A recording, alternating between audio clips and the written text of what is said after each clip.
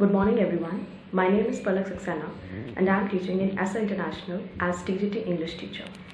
I am going to take your online classes of English literature and I hope under my guidance you all will be able to study better, and in case of any query you can always feel free to contact me. Thank you. So children, before starting the explanation, I would like to narrate it to each one of you. Please carefully listen to the words and try to understand the feelings of the poet.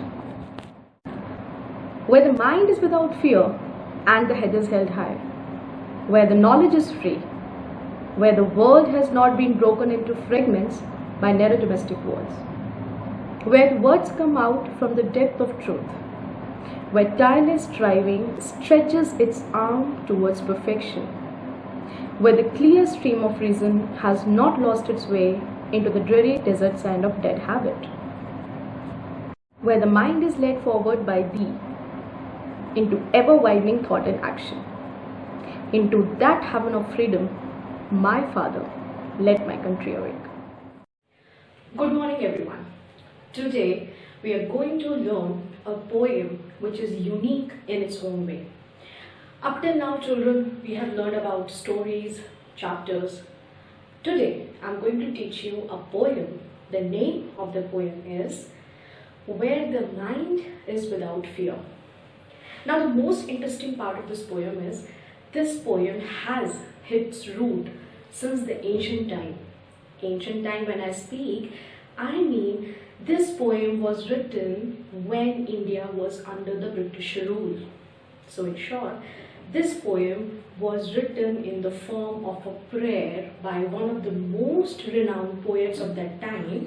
His name is Rabindranath Tagore. So before starting the poem, children, you need to know about few basics, few information related to this poem. First thing, this poem was initially written by Rabindranath Tagore in 1900. It was written by the name of a poem which is Prarthana. Prarthana means prayer. You know children, earlier we all were ruled by Britishers. So we were oppressed. We were made slaves. We were not allowed to do anything. So this was a poem which was a form of prayer which Rabindranath Tagore wrote during the times of slavery. It was initially written in 1900. Then later on, it was again translated. Initially, it was written in Bengali language. It was written in Bengali. Then in 1900, this poem was again translated in English. And to your surprise, you will be surprised to know that this poem, because of this poem, Rabindranath Tagore got Nobel Peace Prize. And it was part of the book named Gitanjali. So now children, to know the exact poem, we'll move on in the next video.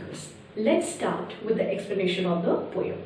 So I will start line by line. You need to be very focused and listen to each and every word that I say. Now children, the first line starts with, where the mind is without fear and the head is held high. Now children, here without fear means not oppressed or not fear. Now take a situation. Suppose somebody asks you to do something. Suppose somebody is ruling you, like Indians were ruled by Britishers. So at that point of time, children, everybody was like a slave. They were full of fear. They could not do anything on their own. So the poet Rabindranath Tagore imagines a country where all the people are fearless. There is no fear in the mind of people. They are not oppressed, they are not ruled, they are not stopped to do anything. They are free. So where the mind is without fear, the poet imagines a country where the mind is totally without fear. And the head is held high. Now children, when you know you are a slave, you don't have your own self-respect. Indians were not allowed to sell anything. Indians were not allowed to do anything on their own. They were allowed to do all the things that Britishers said. So somewhere they lacked their dignity, somewhere they lacked their own self-respect. So now the poet is again saying that I wish a country should be like where there is no fear and everybody should move with their respect, with their head high. When you are confident, when you have respect, you move like this, head high. So the poet imagines a country where there is no fear, people are fearless, they are not oppressed, and where they have their self-respect and dignity. They move with their head high. Where words come out from the depth of truth. Now what does this line mean as children? I will not comment on anything, but I will take an example of a politician. Now you know politicians come, they promise you, we will do this, we will do that, we will do certain things. But tell me, how much do they actually do? Probably half or probably none. So the poet imagines a country where what people say, they do it. They are honest. Words come out from the depth of truth. There should be honesty. What they do, what they say, they should mean it. They should be totally honest. Where the world has not been broken into fragments of narrow domestic walls. Now children, when we talk about India, we say India is one. When we talk about world, we say we have one world. But do we actually have it one? India is divided into several states, union territories, districts, borders. Similarly, world has so many countries, and every country had the unique border. They are separated. So are we united? If I take example of this coronavirus only, children, you see the countries are fighting. Some of the countries are fighting for their medicine, some other countries are requesting. It's all a chaos. Nobody is ready to help anyone, and if some are helping, it's a good thing. So children, the poet imagines a country where we are united and there are no fragments, there are no pieces, because of which the world is united. The poet imagines a country where the world is totally united and we live all together. Narrow domestic walls is where we have narrow thinking, Sometimes we don't talk to other religion people, sometimes we don't follow what people said. So there are narrow domestic walls which are dividing the country into fragments. So the poet wants this to stop. He wants a country where there are no fragments and everybody is free and vocal and united. Where tireless striving stretches its arms towards perfection. Very good example, children. Now I will take an example. Suppose you have your exam. You have prepared very hard for your subject, for maths, English, social, science, GK, computer, etc., etc. You have worked very hard, and in one of the subject you score very less marks. So your natural reaction would be, you will feel demotivated. You will say, "Arey, there's no use to studying, there's no use, I worked so hard, I did not sleep for nights, I worked all the day long, I worked for 12 hours.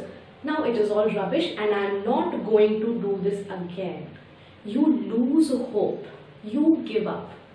So children, the poet wants a country where the tireless striving stretches its arms. Tireless striving means continuous efforts. Don't lose out. If you have set a target, go for it. Don't lose in the half. Don't stop in midway. Even if you have struggles, face the struggle, face the challenges, but don't stop in the middle. Complete your full journey. Where tireless striving, people should be tireless. They should be like, we will work for 24/7. We will work towards perfection. Until we get perfection, we will not stop. We will not stop our journey. So children, the poet imagines a country where there is tireless striving. People are striving to be perfect. They are actually wanting, they are willing to be perfect, and they don't stop their journey in the middle. Where the clear stream of reason has not lost its way. Clear stream of reason means logical thinking. Now again I take an example. There are so many superstitions right now which we follow. Don't cut your nails on Thursday. Don't wash your hair on Thursday. If you see a black cat, don't cross it. If you see somebody sneezing, stop, spit and then move. Now tell me one thing. What is the basis of these superstitions? Do you know the reason? Do you know the fact? Do you know the base of these superstitions? We are just blindly following them. We have no idea what exactly the reason behind is. So the poet again requests and he wishes, he imagines a country where people's clear stream of reason, people have not lost their logical thinking like we have lost. He wanted a country where people should be logical. They should know why they're doing anything. They should know the reason and logic. there should be a proper, clear stream of reason. Where the mind is led forward by thee into ever-widening thought and action. Where your mind is always made forward, where your mind thinks something extra, where you think advanced. Sometimes children, we keep ourselves restricted. We have learned this much, this is enough. This is one chapter, enough. We are not going to go beyond it. We will not learn to gain knowledge beyond a particular content, beyond a particular topic. So the poet imagines a place, a country where people do things beyond imagination. They are advanced, where their mind is led forward into new things, trying new things, doing new things, experiments, where they want to learn more and more and they don't restrict themselves to a single point. And in the last, children, into that heaven of freedom, my father, let my country awake. So now the poet says that my Lord, now into that heaven of freedom, my father here refers to the Almighty, the God. The poet is just imagining and he's requesting that God, oh my Father Almighty, I wish my country could be like this, all these points, where all the people follow all these points, and please awake my people. Open the minds of my people in the country. Make them aware so that they follow these things and we could finally have a country according to the poet's imagination. So children, now again I am repeating one by one in short so that you understand the gist of the poem. The poem starts with, where the mind is without fear, not oppressive, and the head is held high, where there is dignity. Where the words come out from the depth of truth, that means honest. Where the fragments have not been broken into by narrow domestic walls. Where tireless striving stretches its arms, that is continuous efforts. Where the clear stream of reason has not lost its way into the grey deserts and of dead habit, that means where people have not lost their logic and content.